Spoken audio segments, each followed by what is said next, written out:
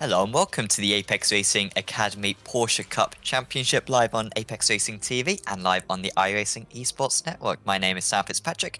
Alongside me tonight is Dane Baird with Marco Barbanera operating the cameras and bringing you this stream. We are here for round 3 of the championship. It is Okayama. We are in the land of the rising sun. And Dane, it is a circuit that so many of the drivers will have familiarities with. Once you move up through the license levels, maybe you don't visit this place quite so much, but obviously one of the free circuits in iRacing, one of the circuits you practice in the MX-5, and I always really like going to this place. It's a decently long back straight, tricky to overtake, but some real tight twisty corners as well to test out the drivers.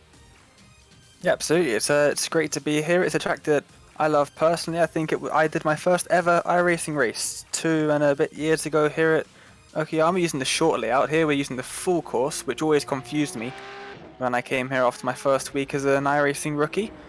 But yeah, it's going to be a good one. I did a Porsche Cup broadcast here just 2 days ago in the iRacing Israel League, and it was a pretty close fight between a lot of the drivers. They found that the hairpin at the end of the fairly long back straight was pretty much the only overtaking opportunity on the circuit, unless one of the other drivers made some kind of horrendous mistake, which is always possible here. It's a very tight and twisty little circuit. Yeah, it is a very tricky track, this, and you've got to be really patient on the throttle, especially in these tricky to drive Porsche Cup cars. I believe we were just tramping up the championship standings, but unfortunately they're not working. So I will just, tell you what the situation is. Really confusing situation. So I've had quite a few drivers. As actually we've got it up. Awesome. So we've got Bob Humphrey currently at the top of the stands. This is the scores without job scores. So we've had 2 rounds so far, 4 races. Each of the 4 races award the same amount of points. A little bit more on that later on. But so we got Humphrey at the top just through consistency. Wolf in second, Ferrari in third, Maxwell in fourth, and Copeland in fifth. None of those top 5 so far have won a race, and only a couple of them have actually been on the podium so far. It's been a really strange start to the season. In fact, top 5 yet to be on. Yet to win a race. Nick Madsen, watch out for him down in 10th place. He's leading the scores when you take into consideration the drop score, because he won both races last time out at Imola, but of course wasn't here for round 1, missed that one, along with a couple of other drivers who are a bit late to join the championship. Such was the demand for places in round 1, but we found them some room, and they've been very good additions. So this championship is very open, and it's tricky to predict what will happen. But last time out, Dane, Nick Madsen was superb, wasn't he? Got pole position. Race 1 was quite simple.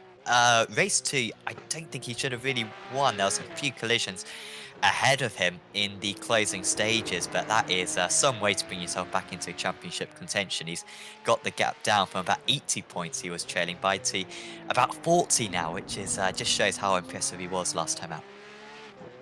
Absolutely. And 6.5 minutes through the qualifying session then, and the driver at the top is Lan, and he has got a 1 minute 30.3, a 2/10 advantage over Madsen, who is coming around the final corner now. Oh, he's possibly going to get an off track, very much on the gravel. Where is he going to be able to put that? It was a purple third sector. And he does manage to still get a purple that time. That's the fastest of anyone in the session. Puts himself up onto provisional pole position with a 0.012 second advantage. Ferrari goes up into third, just 8 hundredths behind. Madsen lost 2/10 through the final sector there, so that final corner wasn't advantageous. I thought he'd picked up a 1x, but he does go as fastest by 100th of a second.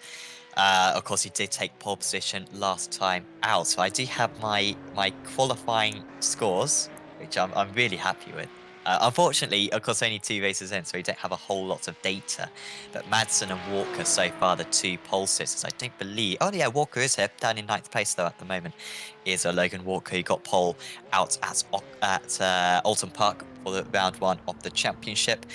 Interestingly, Humphrey top of the championship, but only 12th when it comes to qualifying. Wolf second in championship, but he's only 15th in qualifying. So it shows that you can be lacking a little bit in qualifying and still make up for it in the races. The consistency, the most important thing in this championship. And also, of course, pro and am standings. And I must say, that is miraculous to see, Dane. We've got the top 12. Oh, Lauscher's actually the odd one out in 16th. And now Smiths has ruined it as well. It's all going badly. But that's quite a clear divide between the pros and the ams. Yeah, absolutely. We had a couple of drivers who were ranked as AMs before the first round at Alton Park, and instantly the admins of the league were swamped with messages saying, this is not right. They are definitely not AM drivers. So a couple of the drivers, I believe Max Wolf was one of them, were switched to the pro class at the admin's discretion, and it seems that it's done a pretty good job of splitting the field quite evenly. As pretty much everyone outside the top 12 or 11 drivers are AM drivers. They're all competing pretty close together. Here is Reeve all the way down in 32nd, last of our qualifying drivers. And we've still got drivers finishing their lap times. If you see a driver's name is a little bit greyed out, that means they've retired back to the pit lane. They're not going to take any further part in the session. Ferrari, the only driver in the top 7, still out on the circuit. And you can see just how difficult this car is to control as he comes around through the the final sector even, which is probably one of the most difficult sectors of the circuit. Very tight and twisty, lots of off-camber hairpins that are really awkward to make your way around. He's going to come across the line. What sort of lap time can he do? 1:35.2, which is faster than his previous best, but not fast enough to improve on his position. But yes, just 10 seconds after qualifying, it looks like we're pretty much set in terms of the grid, Sam. Yeah, Kevin Kitzelman's still trying to improve. One of the front-running drivers from the ARL GT Championship in the amateur category, I think, managed to round out the top 3 in that, but he didn't quite have enough time to get across the line in this session. And so we are going to be able to go through your grid then for this race 5 of the championship round 3 from Okayama, and it's Madsen on pole position, Salvatore Lahn in second place, and it's Roberto Ferrari and Oscar Wilkins making up the second row of the grid. You can see Lewis Ward up there in 5th place alongside Rickard Carlson for Hell Racers. Then it's Logan Walker, Stellan Lindenberg, Philip Lauer, Bob Humphrey, of course, championship leader, down in 10th place. Angelo De Chillis, Aaron Smith, Max Wolf, Kev Copeland, Daniel Manzano, who did very well last time out at Imola, and then it's Pete Wadsworth, apologies, Ivo Lauscher with a poor qualifying down in 17th place. Lauscher podium sits already this season. Paul Doman is in 18th, then it's Jensen Adjansons, Daniel Parmalee, Tim Perry, Kevin Kitzelman, Daniel Payham, Vince Harley, Alok Iyengar, Hans Blankart, John Tressida, Joseph Saul, watch out for Saul from 28th, then it's Trevor Humphrey, Simon Sunfalls, Cody McKnight, Jack Reeve, and Jeffrey Arroyan. Rounding out this should be 33 car field, which pretty much equals the amounts of drivers we've had for the last couple of meetings. And so far I've had a couple of good meetings already. How important is the start going to be here, Dane? I think it's going to be pretty crucial, to be honest. I mean, like we've seen, and anyone who's driven this circuit knows, especially in the Porsche Cup car, which has very little draft, if any, it's going to be really difficult to overtake here. So qualifying was pretty important. We've seen a lot of drivers pretty close at the top, but this start is going to be crucial. You get a bad start here, it might just be your competitive race chances over, because overtaking here is near on impossible unless the driver in front makes a mistake as the lights are on. Here we go then. 5 lights, and we are away racing for the 5th time this season. Madsen straight away covering the inside line. Can he find the inside into turn 1? He's going to be able to muscle his way through. Don't think that was contact between the two of them, but Madsen just opening up the door slightly, but he has been able to keep that position. Great start for Logan Walker, a couple of places back in 5th place now, and also Lewis Ward trying to gain a second position after already getting past Oscar Wilkins, who has dropped down the order ever so slightly. So they slalom their way through into the long right-hander. Rickard Carlson dropping down the order. He's down 5 places now, almost into 11th place, side by side with De Chillis. Just has not been able to keep his position, being shoved offline, it seems. And further, Dan Adjanson's almost into the wall. He'll be able to keep that one going. but 31st position is much lower than what he was previously. But Madsen has survived that onslaught, but I really thought that line was going to get ahead of him when he managed to get underneath into turn 1. Yeah, but as I saw a couple of days ago in the last broadcast I did around here, turn number 1, you can get ahead out of turn 1, but then you have an awful outside line for turn 2, which is a pretty awkward corner. It's a left-hander, but it's sort of, you got to lift a little bit as we see. Oh dear, carnage in the back of the field. That's Wadsworth around in the 226 car. Looks like he's hit a wall. That's a very high speed indeed. That is a very damaged looking Porsche, and a lot of drivers seem to have benefited from that. But there was a massive swarm of cars. Let's look at the gap that Madsen has at the top already after 1 lap. Yeah, it's pretty remarkable. Lan, no slouch, of course. Doing well in the championship as Lan has won a race already this season, I believe. But right now, Madsen 9/10 of a second clear on this opening lap. It is an awesome start for the Danish driver. So it's starting to settle down a little bit now, but Logan Walker also moving up from 7th on the grid up into 5th. However, he's now having to keep an eye on behind. Walker and Wilkins, I believe, started this season as amateur drivers. But we are punching it with the pro drivers at the moment. Here they are, the 233 in the tow now. And despite the fact that we haven't got many long straights, we have got some big braking areas. And the 237 just feeling the need to cover the inside line there.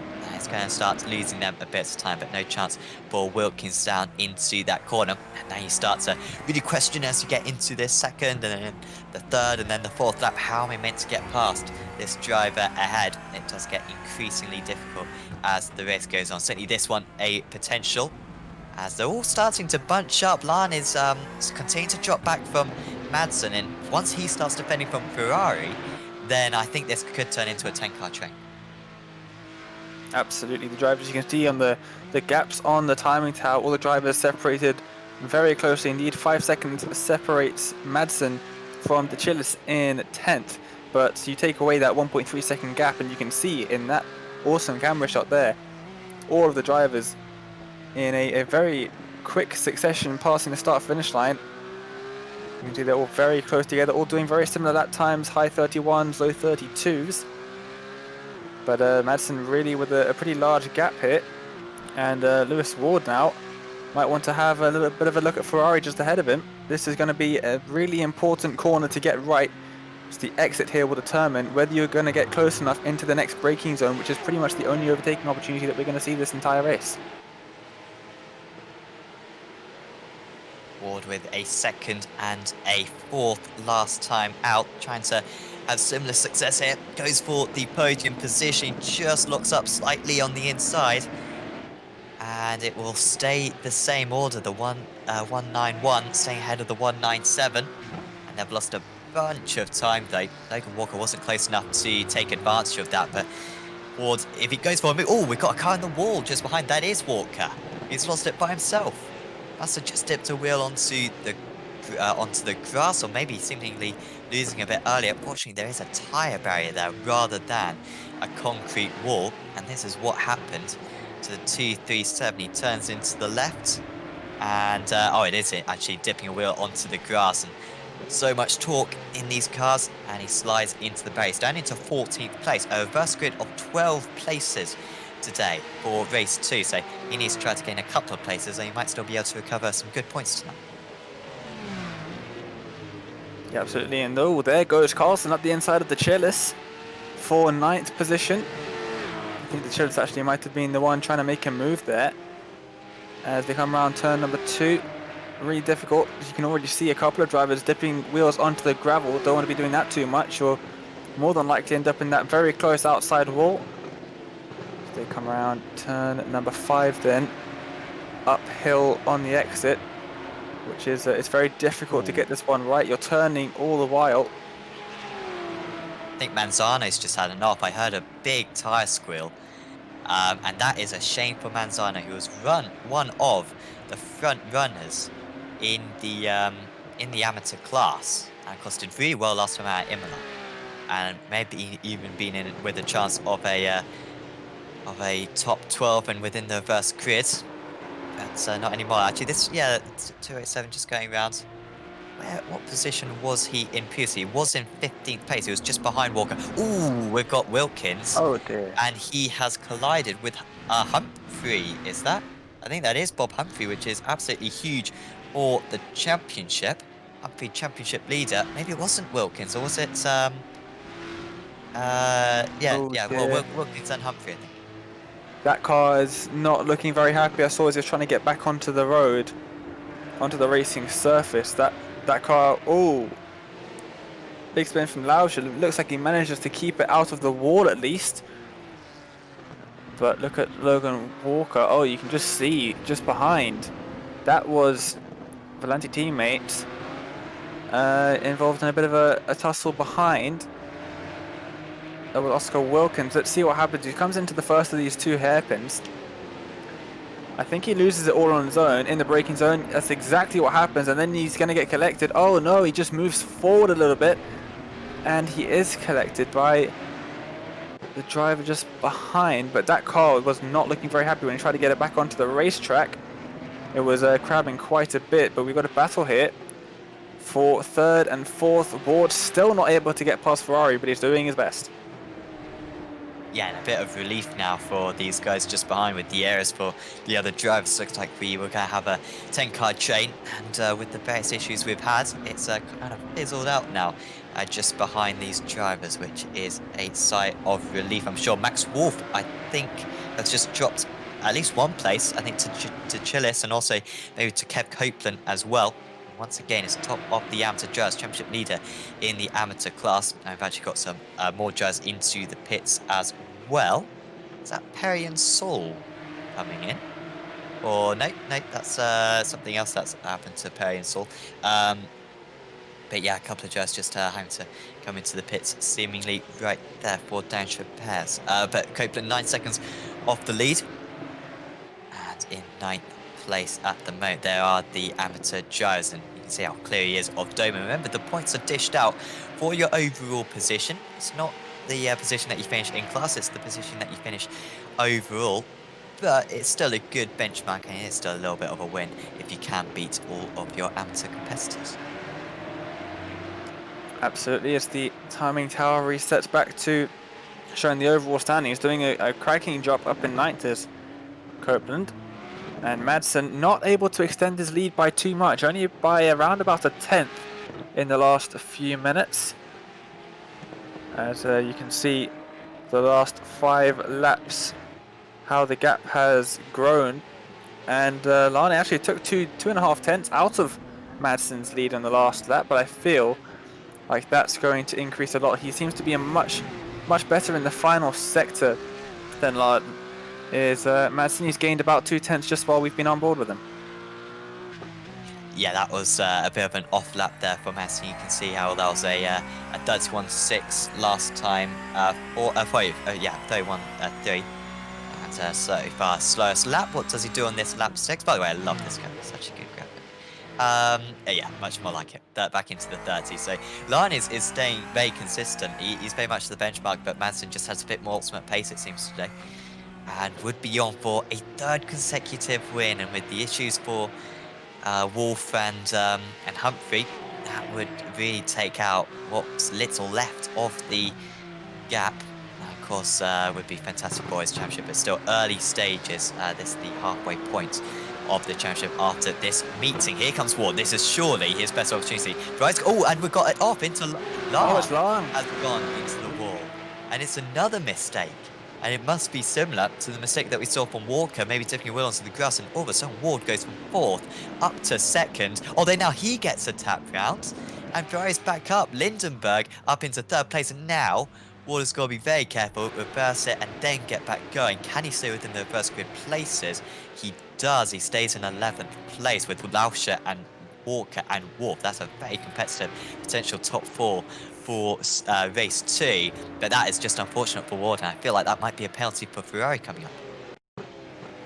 Yeah, definitely not the best, but let's see what happened to Lan then. Out of the final, out of this turn number 5. Oh, he just touches the grass. That's a really weird place to touch the grass. You're not normally that far left on the circuit.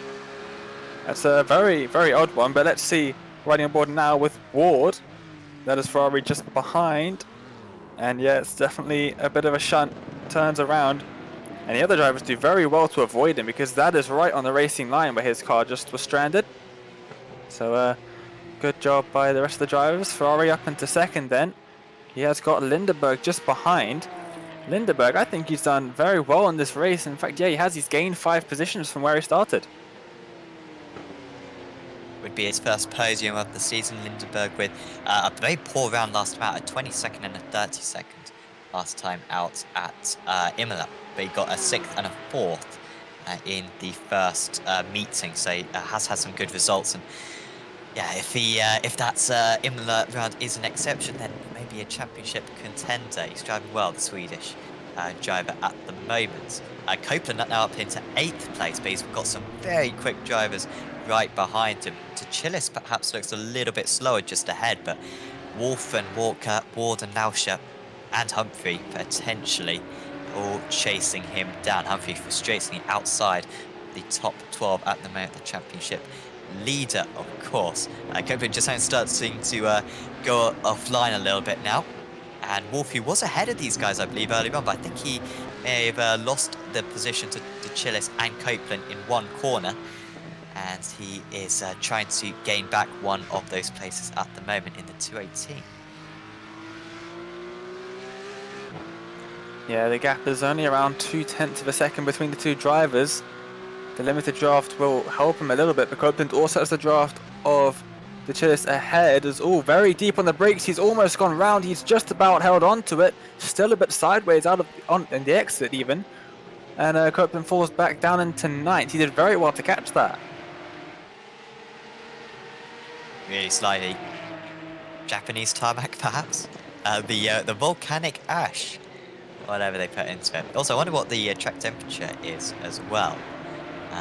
Don't know if we can get that up on screen. There we are, 94 degrees Fahrenheit. That's quite warm, isn't it? That's mid-30s, I believe, or even high 30s. As we've got Lauscher off, and he was in reverse grid pole in 12th place. But not anymore, and Humphrey is now in reverse grid pole. This is a big moment because we're going to have this 20-minute race and then a 30-minute reverse grid race coming up. And that is the spin for Lauscher, straight on the brakes. Sometimes the best thing to do, maybe limited the amount of time he lost. But that is a big mistake and potentially pole position for race 2 gone for Ive Lauscher. Yeah, definitely unfortunate for him. It really hasn't been his race, and we're only 13 minutes in. Yeah, definitely not seeming to be his favorite car track combination. Interestingly, as you said, track temperature 34 degrees Celsius for those who don't work with freedom units. But Lewis Ward right on the back of Walker. We'll see what he can do after being turned around by Ferrari just a couple of laps ago. See if he can work his way up. He's currently sitting in reverse grid 2nd position though. So you might not want to get too far up in this little gap of drivers here with 5 minutes to go. And of course the points difference at the top of the positions is bigger than these lower positions. So if Ward got this, I think he'd gain 2 points. But say he finished 2nd in race 2 rather than 3rd, then that would be a 4-point difference. Maybe I'm overthinking this. I think you want to get as many places as possible and then see what happens in race 2. I think that's usually a good way. You can overcomplicate these things. As here comes Ward. This would be a move. If you could do it on Walker, a very established opponent, of course, is Walker, a race winner already this season. But he's done a good job there, Ward, at getting the inside for the second part. And he's back up into 10th place. One of the most competitive drivers out here is Lewis Ward. And that is up into 10th position. Be 3rd on the reverse grid at the moment. But he's still got Copeland, who he could definitely catch and pass. Maybe even Wolf and De Chillis as well. He could have a good shout. And you can see on the timing tower, the gaps to the other drivers are a little bit bigger. But that is the amount of time he's taking. Look at that, 1 second faster, and that's pretty much in traffic as well. Yeah, absolutely. Ward closing down that gap. Now up into the top 10, of course. He does have Copeland up ahead with a massive target on the rear of that Porsche. I'm very sure of that. Wolf just ahead of him, a couple of tenths behind De Chillis. There you can see riding on board with Copeland. in his Porsche 911 GT3 Cup car, and you can see just how close Wolf is to the Chillis ahead. And that gap between himself and Ward is now only 7/10 of a second, but further up through the field, look at that. That's Laura and Carlson going side by side. Carlson on the inside here in 5th, and Laura's just going to have to hold 6th position. Wolf trying to go around the outside of the Chillis. Is that going to be able to work? He's still alongside in towards the first of the 90-degree rights. And there's a great move for him up into 7th position. Then Copeland. This has allowed Copeland to get right up to the back, and there is Ward as well. Yeah, I think that was Carlson actually getting past Lauer then, so up into 5th place now is the Swede. Another good day for the Swedes, good day for the Italians as well, and the Scandinavians. To Chillis then, yeah, losing that place to Wolf. Does seem to have good pace today, does Max Wolf. And Copeland and Ward will be next up. There's a couple of other good battles going on. I wonder if we could just go back to, yeah, here's Parmalee and Blancart and Arroyan. Bouncing one another. Nice and tight this one. Through the hairpin where we've seen Michael Taj Edwards causing a couple of collisions at that corner a couple of seasons ago in the Aerial GT Championship. No such problems for the drivers this time. And Parmalee just backing up a little bit on that occasion. Further down, Wilkins on the recovery drive. And he's now got past Iyenga. They've also got Manzano just ahead, who's well out of position. Manzano down 11 places. And of course, yeah, there's Trevor Humphrey in 29th, not to be confused with Bob Humphrey. And of course, they are father and son. Trevor Humphrey is the father of Bob Humphrey. Hence why they're running in the same team, which I wasn't sure on, even though I've been told, I think, in the past. Just behind here is Ward and Copeland. So Copeland with that same outside line. It's worked a treat. He's up into 9th place now as Ward, and he's telling, or he's teaching everyone else how to overtake around this Okayama circuit. Yeah, I think Wolf might have seen it in his mirrors a bit, because he just pulled an identical move on the Chillis. He went around the outside into the hairpin, and then it became the inside for the 90-degree left. I think that is probably going to be the story of the afternoon, for sure. But Ward now with the Chillis just ahead, and Wolf just ahead of him. Will be interesting to see if Wolf can maybe try and clear a bit of a gap ahead of these couple of drivers behind him, because if he doesn't, Ward is going to be on his back in no time, but he just has to get past the Chillis first. 2 to go. 91-second lap this track. And yes, a couple more attempts into that hairpin for Ward. Oh, Lindenberg. He has gone off. He's down to 4th. He's lost out to Lahn. He had that spin earlier on from 2nd place. And Lindenberg will be frustrated with that one, because just as he was starting to be put under pressure, he's made an unforced error realistically. He's just defended to the inside and yeah, just locking up the rear brakes. Did well not to go too far off the circuit, and he'll stay in 4th place. Lindenberg, his joint best results of the season. Meanwhile, Copeland needs to make sure he doesn't get done around the outside again, this time by Walker. In 10th place at the moment is Copeland with, yeah, once again, I said earlier on, a long way ahead of the other amateur drivers. Ward can catch up to Chillis, and he's only going to have one chance, so he might get to Chillis, but I think Wolf is going to be one car too many. Quite possibly. Well, there goes Madsen down to start finish. 10 seconds left on the clock. He will go round once more. White flag is out. Currently very nicely in the 1:30s at the moment. I believe he might possibly be the only driver in the 1:30s at the moment. So he's absolutely flying out here. Let's quickly look down the timing screen. He is the only driver in the 1:30s at the moment, albeit a 1:30.9. And oh, look at Ward right on the back of the Chillis here. God, put Ward as a favourite here, but at the same time, you cannot afford to be involved in a mess. Just over a couple of points this, but a tight championship could be important. Here he goes. Around the outside. The Chillis just understeering a little bit. That's good defence. Ward may have been better there to get the cutback, but went for the around the outside move. Here we go again. Or go right to the inside as to Chillis. Ward had the opportunity to get a car car's width down the inside, but he's going to go through the outside anyway. Carries an immense amount of speed, does well. Should be on the power a bit earlier as well. Staying alongside DeChillis, lost out in this situation last time, and he's lost out again, albeit with a bit of contact. Copeland tries to take advantage. He's been able to repel the attack of Walker from just behind. And that was good racing. And once again, DeChillis pushing it hard, but not too hard there. Out in the lead, though, Nick Madsen. He's going to make it 3 wins on the trot. He keeps up his 100% record this season. Nick Madsen, the man to beat in the Apex Racing Academy Porsche Cup Championship. Walker's got past. Yeah, Walker somehow got past Copeland right at the end here and will take 10th place. Copeland in 11th. Front row start for race 2, and Humphrey will come home in 12th place and get reverse grid pole. Lauscher will kick himself for that unforced error earlier on. He finishes in 13th and will start in 13th, but Humphrey, championship leader with a damaged car though, and he manages to recover, and that's typical Bob Humphrey style there. Meanwhile, this is how Walker managed to get it done. Yeah, I'm interested to see, because he was definitely behind to the first of the 2 hairpins in the last sector. Let's have a look then. Closes the gap up here in the braking zone. That gap is more or less a car's length, you can see.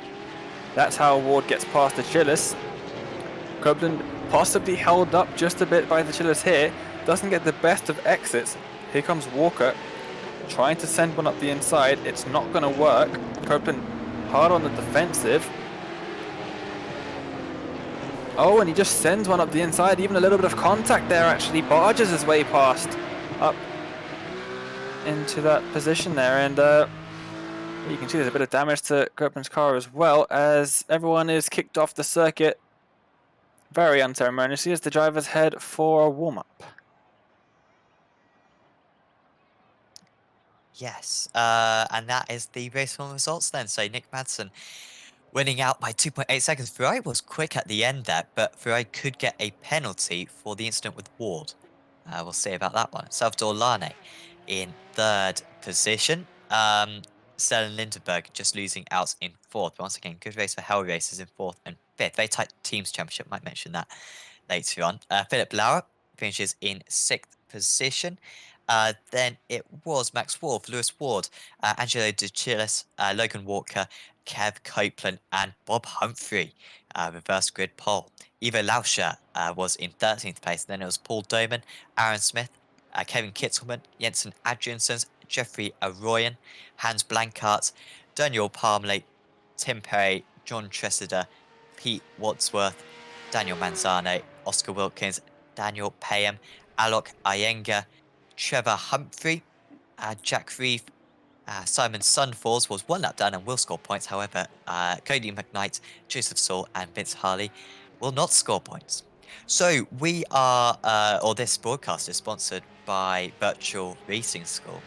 Big thanks to them, and we're just going to show you a little bit of a video to explain what Virtual Racing School do, the services that they provide, and we'll be back with you very soon once that has shown here on Apex Racing TV and on the iRacing Esports Network. See you back in a bit.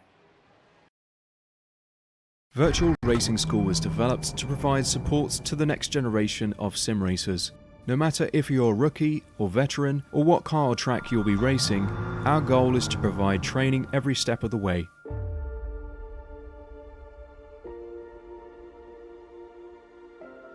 We found that iRacing can be quite difficult without proper training. There needed to be a way to prepare for on-track racing.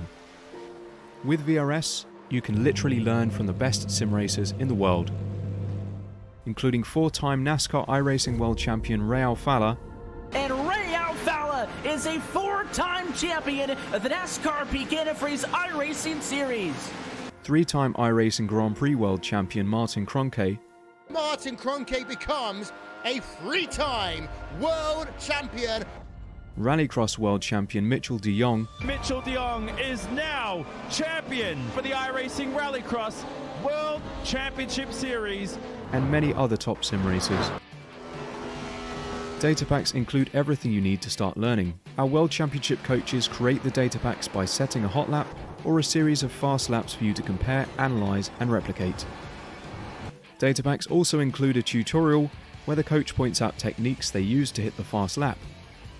This gives you access to the latest driving techniques and setups before you even hit the track. Sign up for a free account and download the VRS telemetry logger. With this application running seamlessly in the background, your laps automatically start syncing to the VRS website.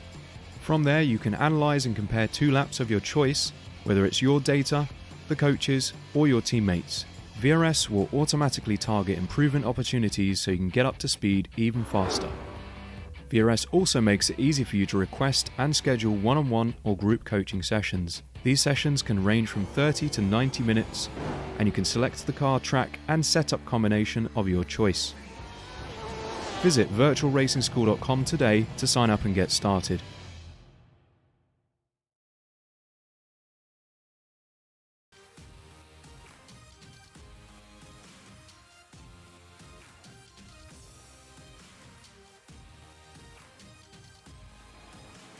Welcome back to Apex Racing TV and the iRacing Esports Network for the Apex Racing Academy Porsche Cup Championship. Hopefully you enjoyed that little video, and do check out Virtual Racing School. One of the best platforms out there in order for you to improve your driving and get access to some very good setups. We're just preparing for race 2 of the evening, our 5-minute warm-up. We've got about 30 more seconds to go.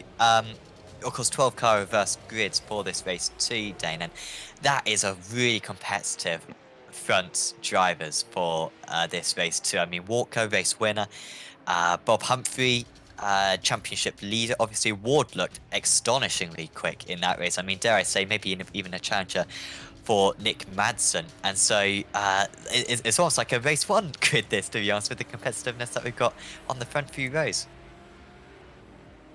Yeah, absolutely. The drivers at the top are going to be really competitive. Obviously, Madsen going to be starting down in 12th after winning race number 1. That didn't stop him at Imola from taking the win in the feature race after winning the heat, but I think it's going to be slightly more difficult to take the win away from someone like Lewis Ward, who's been absolutely lightning fast in that heat race, or the race number 1. It's going to be very interesting, and we've got the reverse grid up on the screen. Those top 12 all been reversed from where they finished in the first race, of course. Yeah, Bob Humphrey starts from pole. We don't really know how quick Humphrey is because he had damage in race 1, so who knows. Kev Copeland top of the amateur dress. Then it's Logan Walker, Angelo De Chillis, Lewis Ward, Max Wolf, Philip Lara, Rickard Carlson, Stellan Lindenberg, Salvatore Lane is the top 10. I'll let the rest of the grid go through for you now, because we'll probably have lights out pretty soon. Watch out for just solid gain from 32nd place, could be dangerous down there. Oscar Wilkins starting outside the top 20. So Humphrey then on pole position, championship leader going into this round. Can he protect that championship lead going into the halfway point of the championship? What can Copeland do? The only amateur within the reverse grid places. The lights are coming on as Okayama.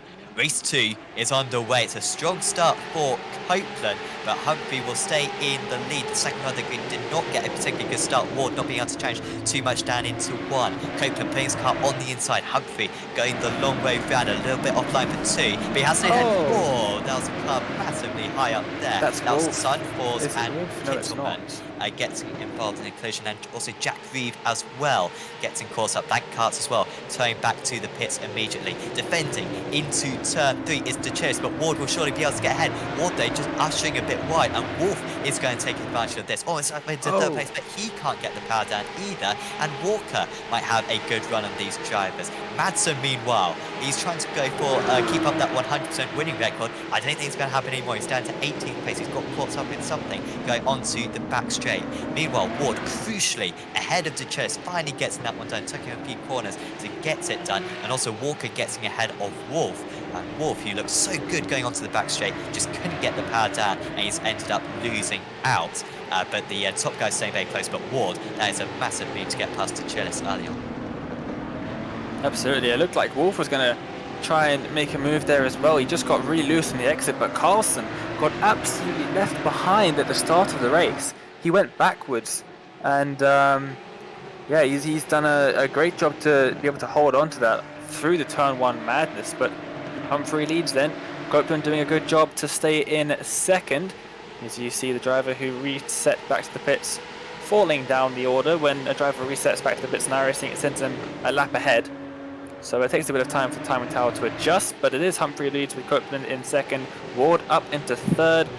Interestingly, oh, Adjutson has gone off in the background. I just saw that. He's hit the wall and he is out of the race, but Madsen down in 14th.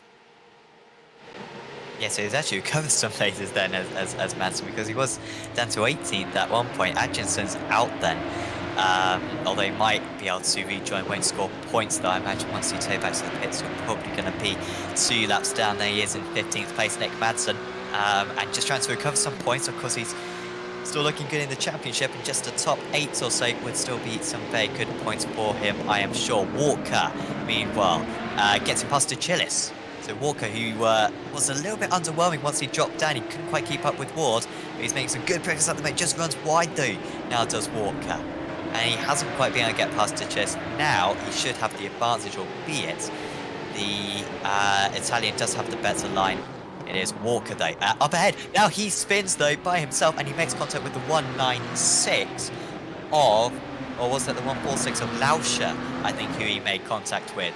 And maybe some damage as well now on Walker's car. He did the hard work, got past Achilles, and then just loses the rear end totally randomly. Yeah, that's a very difficult corner. Manzano out of the race as well. All hell breaking loose here at the start of race number 2 as the drivers start lap 3 then. You see the 2 Hell Racers cars. And Walker is in Hell Racers sandwich at the moment, trying to get past in towards turn number 2. I see contact happening here. There is a bit of contact, both drivers around. And that is Lindeberg into the wall in the 119 car. So unfortunate there. I can't really say what really happened. The 2 drivers just making contact, trying to go side by side through turn 2. That's going to promote Madsen up into 11th now. And Ward, he's going to have a look at Copeland as well, down in towards the hairpin. He's alongside into the braking zone. Is he going to be able to make it stick? We've seen how the outside line has the advantage, but Ward getting on the power early, and he's up into second now with Humphrey in his grasp, just 8/10 up the road. Surely a first race win in Apex Racing League history coming the way of Ward right now, because he is storming his way through the field. Came into this meeting 15th in the championship Ward after missing the first round, but he's doing very well at the moment. So this was what happened to Lindenberg a little while ago, and well, that seemed a bit understated, to be honest. I wonder if the stewards will have to give a penalty there to the 237. It was Logan Walker, of course, who he collided with, who'd already had a spin just half a lap previously. So it could have been a top 5, maybe even a podium for Walker. But that is how quickly things can go south for you. And there is Walker actually getting back to the pits now. So that will be just to fix some damage. They do get a fast repair in this championship, and he will get a brand new car and be back out on circuit. So out in the lead, at least we've got a pre-established top 3. They've got 2 seconds back to Chilis at the moment, but Lauscher and Wolf are alongside. Wolf with fantastic pace today. Sometimes he has good pace, and sometimes he just struggles a little bit, does Wolf. Of course, always a racer rather than a qualifier, but he is one of the fastest drivers out on track, it seems, today. And he's got his car on the inside of Lauscher, who has had an awesome start so far. Lauscher just missed out on the reverse grid, but still up 8 places. He's only up 7 though now, and that is a lot of damage as well. He tries to come back now at Wolf, who's understeering wide onto the gravel, and Lauscher is back past, but Carlson is sprinting down on these guys, along with Lauer and Ferrari and Madsen, and they are really costing each other. This game a bit personal as well between the two of them, because the driving is pretty aggressive. Madsen with a huge slide, and they have lost probably about 2 seconds in the Mats over Beacons. Absolutely, Wolf getting really sideways there. Madsen now at the back of this train, so he wants to try and gain a couple more positions as well. We've got Ferrari just ahead of him, and then Carson, Wolf and Lauch at the front of that train. The Chillis just a bit further up the road, and then the top 3 of Humphrey, Ward and Copeland. Ward's had the fastest lap of the race so far, a 1:31.4, instantly beaten by Lana, who does a 1:31.2. Ward now just 6/10 off of Humphrey, and that gap is ever decreasing as they head through what is going to be turn 5 for the lead pack. This battle between Madsen and Ferrari. There is Madsen going to try around the outside. He does go for a look. He's going to try and get a better exit. He's right on the back of Ferrari as they head down towards the back straight. Two aggressive drivers. This could really end up in tears. Two very quick tries. Remember, top two in race 1. Madsen to the inside. And I'm surprised Ferrari didn't fight that one a bit more. Nice move though for Madsen to get that one stopped. He got that, stopped on a penny right there, hitting the apex perfectly. Meanwhile, Humphrey and Ward. Humphrey not the most aggressive driver, percentage driver. Lauscher though with an issue. Oh no. And he's down to 11th. And Lauscher could have been for him today. Swiss driver back to the hits. But meanwhile, we are going to have a race for the lead. Humphrey versus Ward. Ward seemingly about 0.3 of a second a lap faster than the race leader. He's chasing him down in the slipstream right now. A chance into 1. But this is surely just a matter of time. Ward, who has made so many overtakes already today. But he needs to make sure he gets a decent move on with it because, well, there's some quick drivers a bit further down who might start closing this gap. Absolutely. Look at the gap between these two. Less than a car length, less than a meter almost, it seems. These drivers really close together. Ward not letting Humphrey have any room at all. He is definitely close enough to make a move. He opts for the inside line, and Humphrey not defending that too hard. He's going to let him have the position there. Ward deep on the brakes and up into the lead of the race then. Easy move for Lewis Ward. Humphrey realising that his rival was the faster driver and letting him go. And we'll just try to seal this second place now. Will Bob Humphrey. We're early in this race, only 9 minutes into this half an hour event. And Humphrey realising that if he's going to stay ahead of Copeland, Achilles, Wolf, Carlson, Lauer, Madsen and Ferrari and probably Lan as well, he's got to make sure he doesn't lose time fighting unnecessary battles. So smart thinking there from the Englishman. Meanwhile, Smith almost getting past Wilkins, or maybe that was just Wilkins getting past Smith in fact. Wilkins now up 14 places. And Joseph Saul has gained more places. Saul in 15th, has gained 17 places so far, starting penultimate position, but has done very well so far. Here is the 2-3-3 of Wilkins, and that was a solid move, and he can now try to catch up to that big pack of cars just ahead. Absolutely. Interestingly, it just seems like Lan has just set a new fastest lap of the race of 131.22.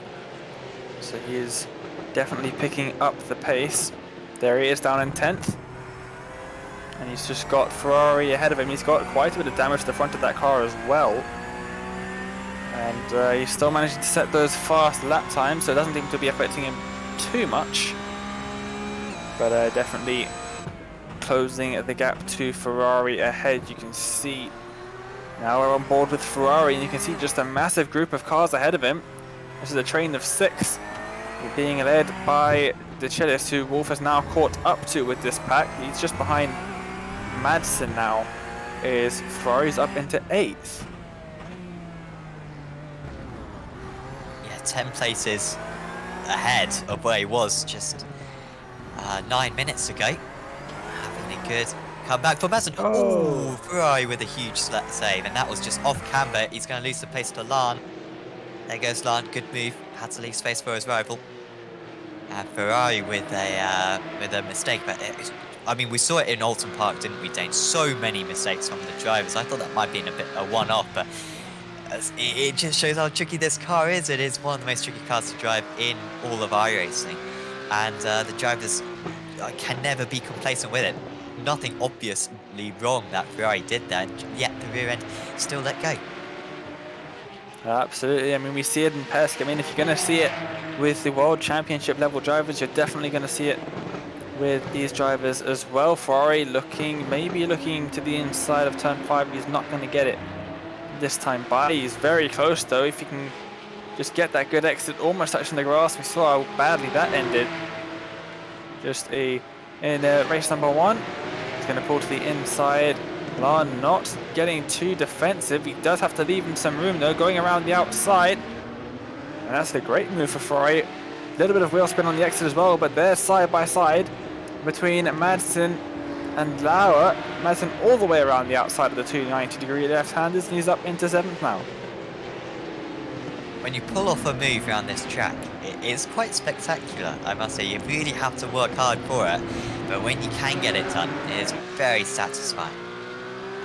Madsen and Ward with a number of very good overtakes, particularly down at that hairpin so far today.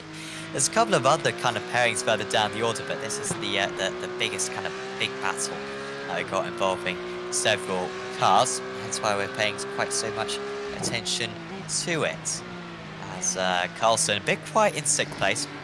At the moment, Wolf just doesn't have the overspeed on De Chillis to get past. Although he got past De Chillis earlier on, didn't he? He managed to get past De Chillis in race 1, I believe, did Wolf. And yet in this race, he's yet to be able to get past. Different circumstances. Maybe he's just got to be a bit more careful about what he does, because he's got Carlson just behind him, ready to pounce on every 10th that Wolf might lose. Riding on board with Carlson, of course. And just behind Carlson, of course, is Madsen, who we know to be very, very quick, especially around this circuit as well. A little bit loose under braking for Carlson. You can tell these drivers on the limit at all times in this car. Wolf with a big slide there, just ahead. Carlson will be liking the look of that. They've almost caught up to Kev Copeland now, who is going to be in, this is going to be difficult for Copeland for the next 16 minutes, because he's got some quick drivers behind. Copeland on that last lap, 32.4, De Chillis 32.1, Wolf 31.9, Carlson and Madsen 31.8. And then you've also got Ferrari 31.6. So some big pace differences. I think Copeland surely will be overtaken by all of them by the end of the race. Maybe if we had 10 minutes to go, you could keep a few behind. That is Madsen getting past Carlson. It's made another move, and it's the fastest lap of the race. It's up into 6th place, and looks as though Madsen will score the most points of anyone today, despite such a problematic start to this race 2. But yeah, Copeland is looking like a little bit of a sitting duck at the moment. You can see on the left-hand side of the timing tower, it's now just showing all of the AM drivers. He's got a good 11.5 second lead ahead of his next amateur rival. But that is not taking into account that huge train of cars behind. Look at that. To come down the back straight. Oh, that's a lunge and a half from Wolf. Up the inside of De Chillis he goes. And it looks like he's got that move done. De Chillis actually is going to hang it down the inside. But Wolf gets that one done into 4th. I heard contact behind. Might have been quite a bit further behind. Maybe I was imagining it. But De Chillis now has to defend from Madsen, who's going to go around the outside of the first of the 2 hairpins in the final sector. That's not going to work. Is he going to make a lunge down the inside? He will. And that's going to allow Carlson up the inside of De Chillis as well. No, it's not. He's just going to have to file behind in 7th. But it is definitely battle on now between Carlson and De Chillis. Madsen now as Wolf just a few tenths up the road to look out for, and he is potentially up for another podium here, potentially 2nd if he can catch up to Humphrey, but I don't think he'll be able to, because Humphrey's setting some very respectable lap times. 1:99 down the inside he's lost it. contact between the two of them, and Carlson in a very tricky position now. Well, there was some brilliant battle between the lot of them. What a move it was from Wolf down into the hairpin to go for the send on De Chillis. Once again, De Chillis today has really as part of a fight when he can, but when the other driver gets down the inside, he leaves plenty of space, and that was for Carlson. Lauer just with a little bit of a tap as he moved his way past. I don't think there'll be any damage caused on either car there. Wolf up into 3rd place. He's past Copeland, and there goes Madsen as well. Copeland will stay alongside, and there's contact between the two of them. And that was a bit aggressive there for Madsen, considering the circumstances. Copeland's still alongside, but how hard will he drive this one in deep? Madsen is past anyway, and now damage on Copeland's car and the 177 of De Chillis is trying to get past. And once one gets held up, the others seem to join the pass. We've now got Lan onto the back of this one, and Wilkins will be catching up very quick as well. Absolutely, the midfield of the top 10 really heating up here. McKnight retires from the race into the pit lane. On. What's happened to Ward? Ward's lost the lead. Oh, he has. Has he hit the wall? I think he's hit the wall of Ward. He's hit something. There is definitely damage to the front left of that car. Was this a long time ago? How have we missed that? I think it was earlier. It was on the previous lap. Oh, no. It's a pretty big impact. And that's a big gap he's just lost. And he's now got Wolf very close behind. I would love to see as he comes down the straight and on board so we can see if the steering is straight. I'm not sure if it will be. He hit that at a pretty sharp angle. It looks fairly straight, I guess. And of course, this isn't a straight this isn't a track with many straights, so you might not lose as much pace. But well, he had that race win in the bag. I mean, Humphrey was just he got on his roof, and that is Lauer. And that was contact with Lan, I believe. And we had an issue with Ferrari and Ward down at that corner earlier on, and Lauer has to tow back to the pits. And the driver, who I believe retired as well, or had a, that was Lauscher last time at Imola, he retired, but also Lauer retired from race 2 at Alton Park, and he's had another retiree here. It was so slow, it was a bit of a domino effect. We'll see what the stewards think about that one. Yeah, Lan into the back of Ferrari, into the back of Lauer, who ended up spinning around, up and over, rolling the car around. Ferrari with quite a bit of damage to the front of his car now as well.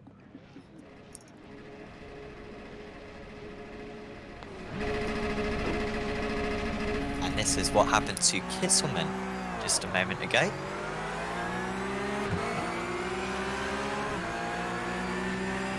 As he hit the wall somewhere, I reckon. Currently running in 25th position is the German driver.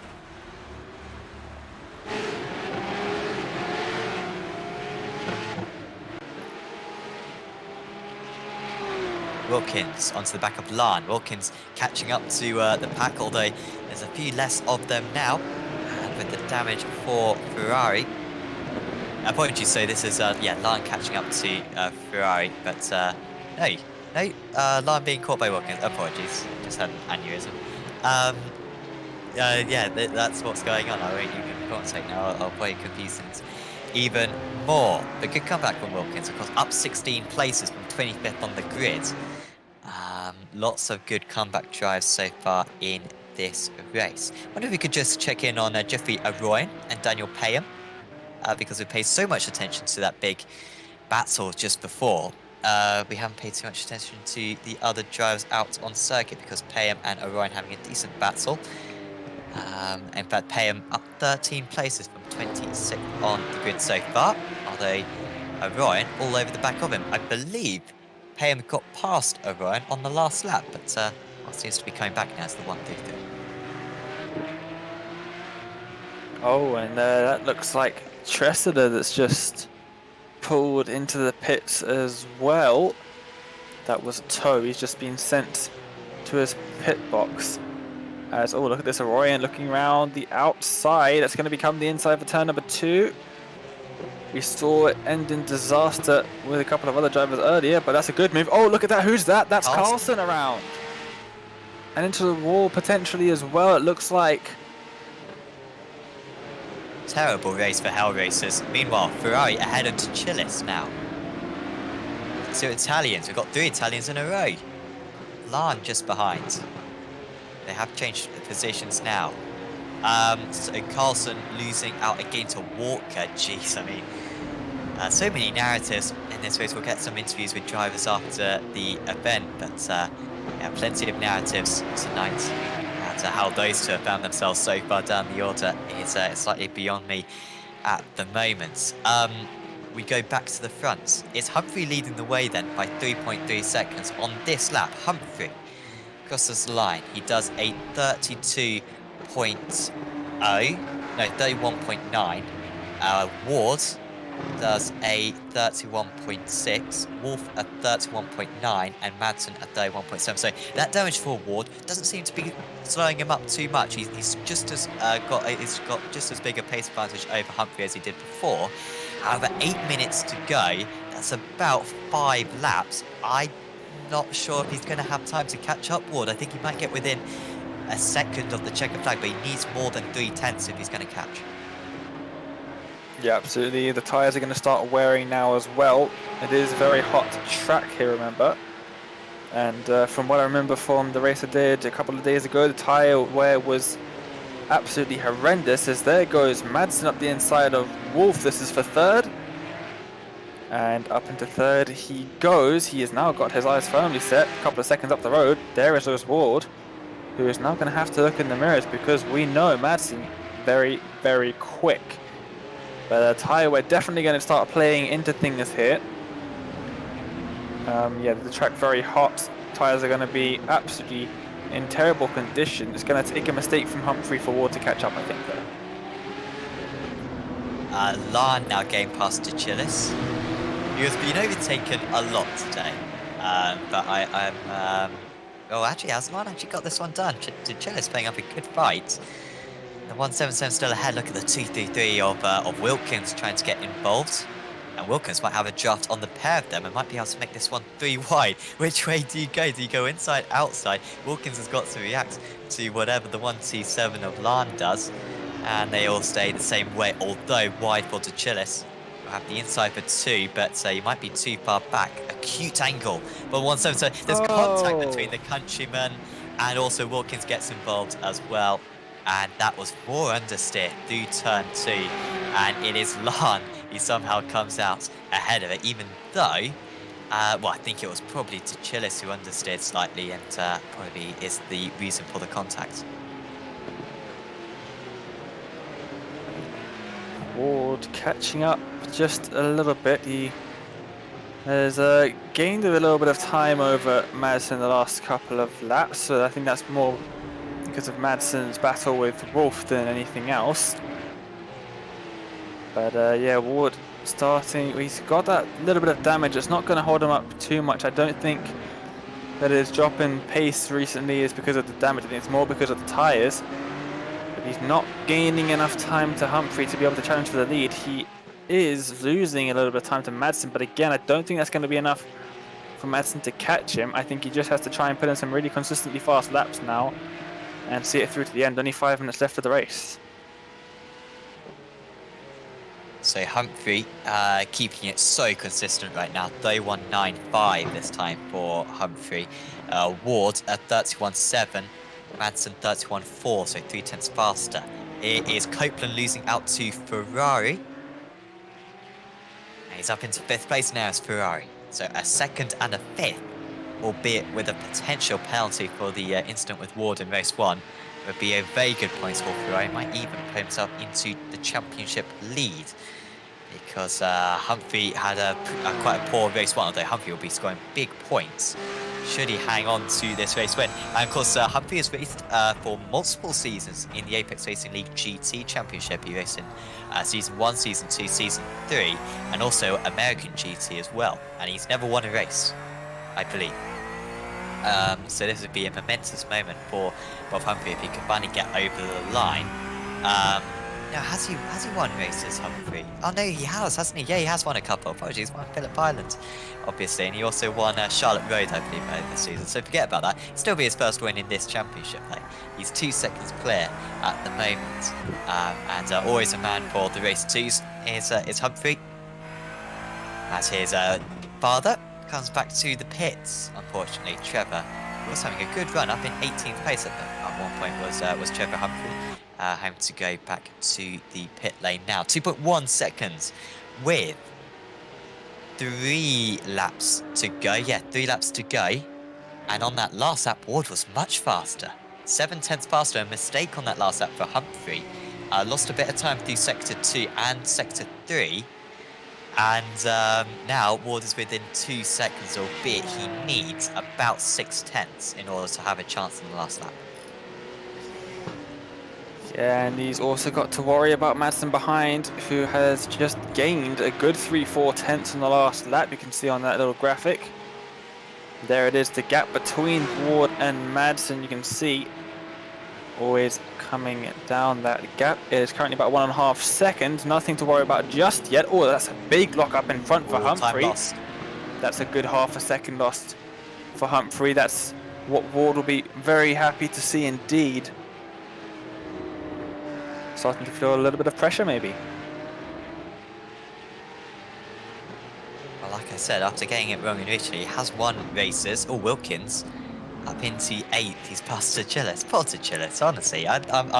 Maybe I'll start a Tachillis fan club. It's a real bad one. He's been overtaken by about 10 drivers so far, and yet he's going to be able to get I think an 8th and a 9th, which would be a very good total for him. 1.3 now. Well, that is what Ward needed to do on that last lap. He's brought the gap down by another 7 tenths, or maybe 6 tenths.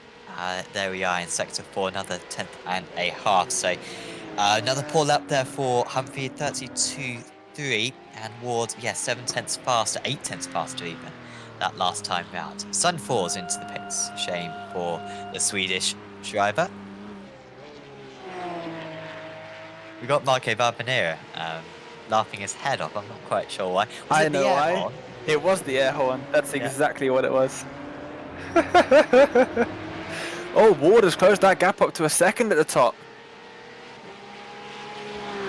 They can't hear you, can they, Marco? Okay, probably best. Okay. Honestly, they're easily amused, aren't they? Broadcasters. But Humphrey then, yeah, 9 tenths clear. So he lost another 10th and a half through sector 1. He's still losing. Half through sector 2. 6 tenths is the gap now. Yeah. He's going to have a chance, Ward. And this is strange from Humphrey because he was so good. He was so consistently in the 31s for so much of this race. And it's literally been in the last 3 or 4 laps that he's gone out of that and into the mid-32s. It's really strange to see him struggle. Maybe it's those tyres like you were saying before, Dane. We need those Formula 1 AWS graphics, those tyre performance graphics on the screen. We need to get those because I think it's definitely the tyres. Seem to just be struggling for grip. Ward now struggling a little bit as well. Madsen is a good few seconds behind. He doesn't have to worry about the driver behind. He now has all eyes on Humphrey as they take the white flag. Is he going to be close enough? I'm not sure. So usually this first couple of sectors that Ward gains, as long as Humphrey gets out of this next corner 4 tenths clear, I think he should be all right, because then he'll be able to just defend into the hairpin. Yeah, he's all right. It's Humphrey, and once we get out of this hairpin, the overtaking opportunities are limited. Will Ward be willing to go for a big move? He missed round 1 of the championship, remember, did Lewis Ward. And so he's got a lot of catching up to do in the championship, but I think he'll still feel like he has an opportunity and will not want to pick up any penalty points and won't want to give the race win as well to Madsen. He's just made a mistake behind these guys, so nowhere near the back of them anymore. But Humphrey, he won at Phillip Island in Season 2 of the Apex Racing League GT Championship. He won at Charlotte Road as well in Season 3. It looks as though he might get a 3rd ARL win and a 1st in the Porsche Championship, and maybe hold on to his championship lead a little bit longer as well. The 137 rounding out the final couple of corners here at Okayama, and it's going to be Bob Humphrey to take a fantastic race 2 victory from pole position. Humphrey takes race 6 of the Apex Racing Academy Porsche Cup Championship. And with finally a 31 right at the end, he did a brilliant job at holding off the others to finish. Madsen was in 3rd place and is by far the day's highest scoring driver. Copeland with another win in the amateur category with 6th. And Royan catching up to Wadsworth and Smith right at the end, but he needed another lap to get the pair of them seemingly. So finally, Dane, the Madsen train comes to a halt. That was 3 races in a row for Madsen before that meeting, but Humphrey now joins Lauscher, Wilkins and Madsen as race winners so far this season.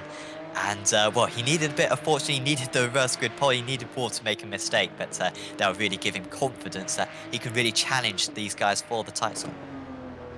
Yeah, absolutely. He was, of course, championship leader heading into this round, and that's going to definitely give him some confidence heading into the next half of the season. We're already halfway through. It's gone so quickly, really. And 6 races down, 6 to go at 3 more circuits. It's going to be an interesting title fight. I cannot wait. Yeah, Montreal is next, and then we've also got Spa and Interlagos. So it's a fun calendar, this. It was nice to visit Alton Park and Imola and Okayama, but we go to some slightly bigger circuits at Spa and Interlagos and Montreal. Fantastic street circuit, fantastic car combo as well. Is that one. So Bob Humphrey wins out then for the first time this season, 1.3 seconds clear of Ward Madsen. Just a little bit of drip, but he was at 18th place. You wonder if he hadn't gone off the track on race 1, apologies, on lap 1, and maybe he could have challenged for the win, which would have been remarkable. Max Wolf finishes in 4th place. Good day for Wolf out there. Then was Roberto Ferrari. Kev Copeland obliterates in the amateur field, and he is looking very strong now in that championship. Salvador Lan finishes in 7th. Then Oscar Wilkins, Angelo De Chillis, and Smith with a very good day to finish in 10th place. Then it's Pete Wadsworth, Jeffrey O'Royan, Daniel Payham, Joseph Saul, Logan Walker, Rickard Carlson, Paul Doman, Daniel Parmalee, Tim Perry, and Vince Harley rounding out the top 20. Then it was Alok Iyengar, Kevin Kitzelman, Trevor Humphrey, Simon Sundfors, John Tressida. By the way, those all these drivers, 2 or more laps down, you don't score points, unfortunately. So Sundfors and Humphrey, Kitzelman, Tressida, Lauer, McKnight, and Lauscher all don't score points. They've got a few more below that as well. Yeah, plenty of retirees. What was going on at that? Lindenberg, Adrian says Manzano, Plancars, and Reeve all didn't finish. They did get a faster pad, guys, so there's no excuses for not finishing the race.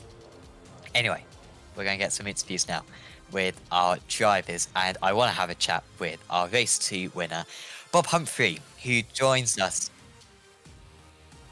We're going to quickly show you, in fact, before the interviews. You're salivating now about the interviews that are coming up. We're going to show you another advert for Virtual Racing School because they are sponsoring this broadcast. So you can watch this, and we'll be back with you for the interviews in just a bit on Apex Racing TV and the iRacing Esports Network. Virtual Racing School was developed to provide support to the next generation of sim racers. No matter if you're a rookie or veteran or what car or track you'll be racing, our goal is to provide training every step of the way.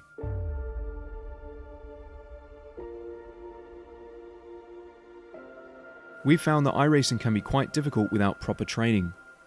There needed to be a way to prepare for on-track racing. With VRS, you can literally learn from the best sim racers in the world, including 4-time NASCAR iRacing World Champion Ray Alfala. And Ray Alfala is a 4-time champion of the NASCAR Peak Antifreeze iRacing Series. 3-time iRacing Grand Prix World Champion Martin Kroenke. Martin Kroenke becomes a 3-time world champion. Rallycross World Champion Mitchell de Jong. Mitchell de Jong is now champion for the iRacing Rallycross World Championship Series. And many other top sim racers. Data packs include everything you need to start learning. Our World Championship coaches create the data packs by setting a hot lap or a series of fast laps for you to compare, analyze, and replicate. Data packs also include a tutorial where the coach points out techniques they use to hit the fast lap. This gives you access to the latest driving techniques and setups before you even hit the track. Sign up for a free account and download the VRS telemetry logger. With this application running seamlessly in the background, your laps automatically start syncing to the VRS website. From there, you can analyze and compare 2 laps of your choice, whether it's your data, the coaches, or your teammates. VRS will automatically target improvement opportunities so you can get up to speed even faster. VRS also makes it easy for you to request and schedule one-on-one or group coaching sessions. These sessions can range from 30 to 90 minutes, and you can select the car, track and setup combination of your choice. Visit virtualracingschool.com today to sign up and get started.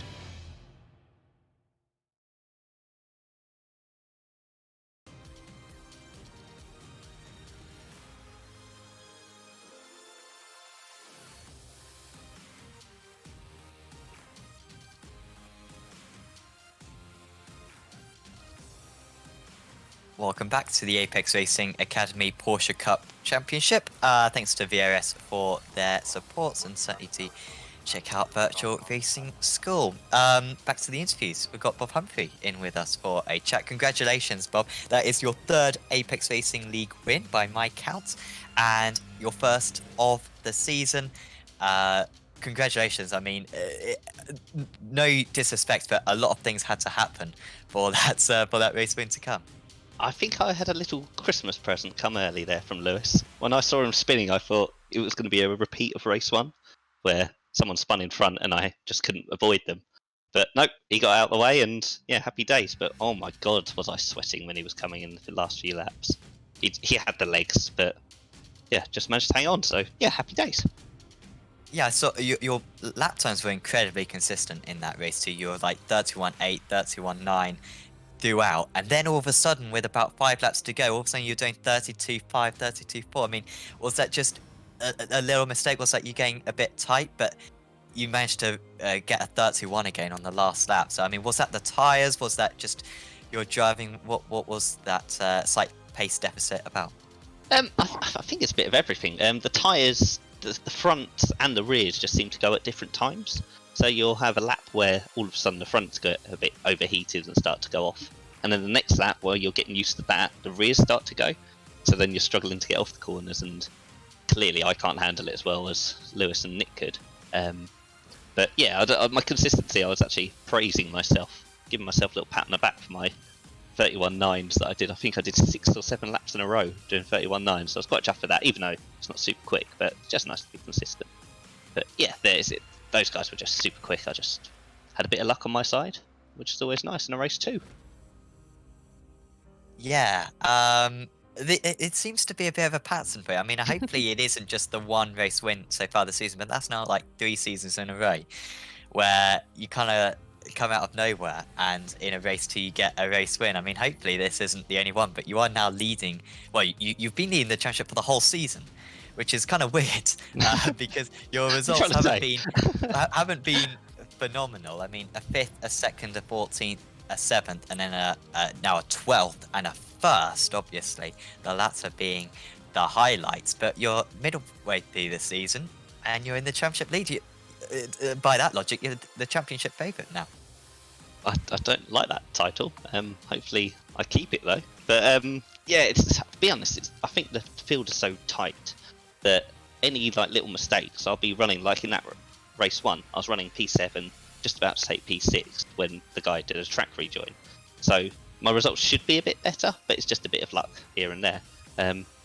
James Salt from EvoSL will always say I'm the luckiest man alive when it comes to a race 2 grid, which is why I think I do quite well in race 2s. Because usually I've got the pace to be a bit higher up, so I do okay in race 1, but then I've got the pace to hold it when the grid reverses in race 2. So yeah, I think I do alright, but whether I can hang on to this championship lead, I don't know. Maxwell seems desperate to try and take me out at some point. He keeps promising it, so yeah, me and him probably have a battle, but I think Nick Masden's missed a race or 2, so he's coming hot, isn't he? And same with Lewis, so yeah, it'll be nice to see it out, but let's just keep doing what we're doing. Absolutely. Well, congratulations on that race win tonight. Bob, is there anyone you'd like to give a shout out to? Well, obviously my old man, part of Double Hump Racing, as we are this season, and of course Evo SR. I know you're missing them this season in the 911 Cup, Sam, so we will be back fighting fit next season in 911 Cups. Awesome. Look forward to it, and look forward to next week as well. Best of luck at Montreal. Yeah, see you guys soon. Thanks very much. So Bob Humphrey there taking the race to victory. Dane, who would you like to talk with? We don't have second place man Lewis Ward, so I think I'm going to go for race 1 winner and third position man from race number 2. Let's get him in for a chat then. Nick, welcome. First of all, can you hear us? Yeah, I can hear you. Well, it was a fantastic race 1 for you, taking the win, of course, and then third place for you in the feature. You had to really work hard for that one in the feature race. Yeah, and the qualifier I managed to get a good lap. Was really calm because I think I developed a good setup for today in the last couple of days. And yeah, it was just to load it and go. And in race 1, I managed to get a little gap to Salvatore behind me. And in the end, to keep concentrating, I was playing with the. I tried to tell myself that I got a 5-second penalty, so I tried to manage to get the gap for 5 seconds, which ended well. So yeah, race 1 was pretty calm. That's a pretty interesting tactic. I've never been in a position to try something like that myself, but it seems to have worked for you. You had pretty much a dead-on 5-second gap at the end of the race. So congratulations on the race 1 win, of course. That made it 3 wins in a row for yourself. That was pretty much half the races of the season at that point. And then into the feature, you started down in 12th, of course, with the reverse grid, but then you fell down to 18th at the start. What happened there? At the last corner onto the back straight on the first lap, I slightly hit the Salvatore and caused me a little wide spin. So I was going to the grass on the outside, and in these cars you cannot go really hard on the throttle while you're in the grass. So I tried to keep it calm and don't spin and get back on the track as fast as possible. And yeah, tried the best to work my way up through the field. Yeah, overtaking inside, outside, and really push the car to the limit. And in the last 3-5 laps, my tires was already gone. So yeah, I'm quite happy with P3 after my little incident in start of the race. Yeah, well, you did an absolutely fantastic job. You gained 15 positions in the end from that first lap, and it was really great to watch you. In the end, you were trying to catch up to Lewis, but like you said, with all the battles that you had, your tires were pretty much gone by the end of the race. It was a common theme across the drivers. The track was pretty hot today, so I saw that from quite a few of them.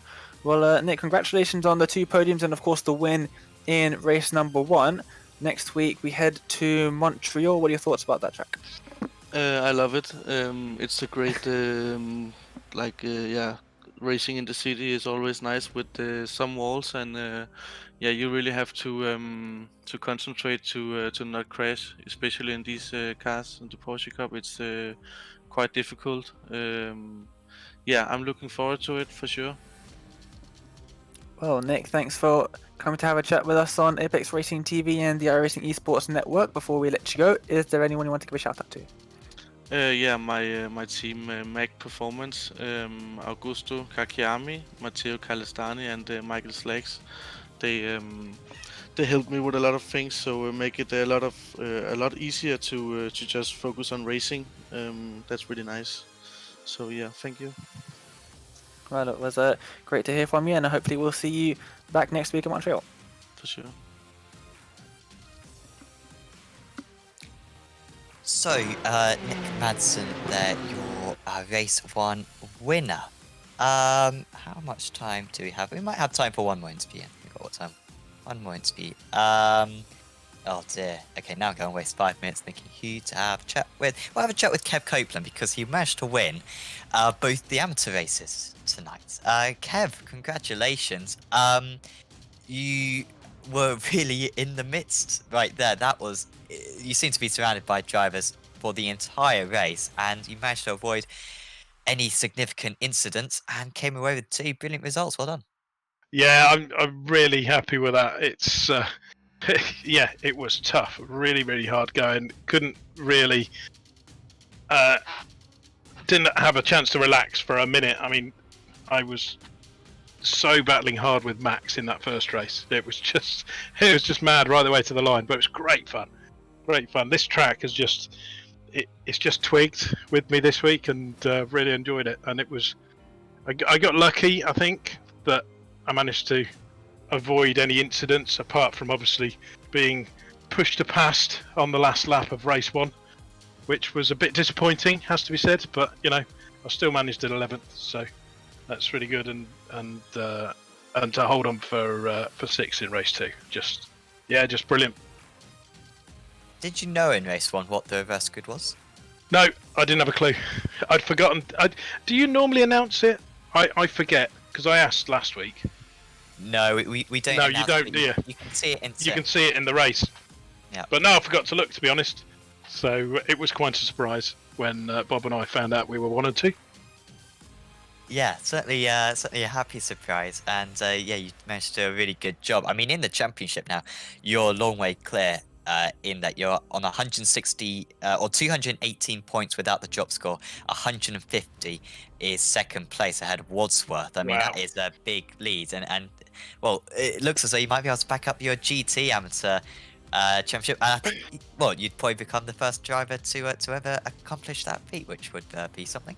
Well, that would be nice. Yeah, I mean, I don't quite understand it, because there are some really quick guys in the AMs in this series, and I think I've had a little bit of luck, has to be said, but also, I've managed to keep it on the track. I haven't made any unforced errors, which is key, and just keeping it on the track and finishing, and just trying not to make too many mistakes, and that's paid off this week. Yeah, and also a word, for next round of the championship, Montreal. I mean, you got that big lead in the championship at the moment, but that track, it could go very wrong very quick, I imagine. It easily could. Those walls are nasty, but again, it's a track that I do like. Although I haven't done many laps in the Porsche in there, but I do like it. So it'll be fun doing practice this week. Really looking forward to that. Absolutely. Well, thanks for having a chat with us, Kev. Is there anyone you'd like to give a shout out to? You guys, fantastic championship, and actually also all the rest of the grid, because there was some really good racing in there, and not a lot of kind of argy-bargy. It's really, really nice to see, and of course my dear wife, who puts up with me week in, week out, sitting in the sim. So thank you, guys. Awesome. Thanks for having a chat with us, Kev, and best of luck for next week. Thank you.